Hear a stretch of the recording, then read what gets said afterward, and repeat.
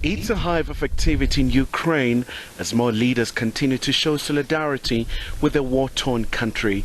U.S. House Speaker Nancy Pelosi met with Ukrainian President Volodymyr Zelensky, where she praised him for fighting against Russia's aggression. Pelosi says the U.S. remains resolute on its support for Kyiv. Do not be bullied by bullies. If they're making threats, you cannot back down. That's my view of it, that we're there for the fight, and you cannot fold to a bully. Moscow says its actions aim to disarm Ukraine and rid it of anti-Russian nationalism fomented by the West. Ukraine and the West say Russia launched an unprovoked war of aggression. South Africa's opposition leader John Steenhuisen has also jetted off to Ukraine on a fact-finding mission.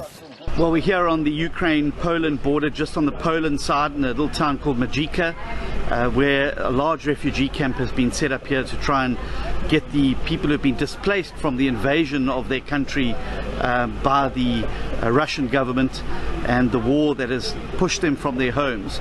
There are over 10 million Ukrainians who've been displaced. 5 million have had to be forced to leave the country.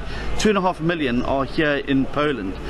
Russian Foreign Minister Sergei Lavrov says they are committed to preventing a nuclear war and says the Western media misrepresent Russia's threats. He also adds that their mission has not ended in Ukraine.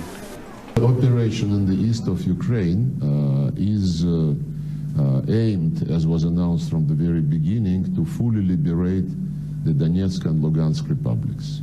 And this operation will continue. Meanwhile, energy ministers from the European Union held an emergency meeting as the bloc strives for a united response to Moscow's demand that EU buyers pay for Russian gas in rubles or face their supply being cut off. Khumalo, SABC News, Johannesburg.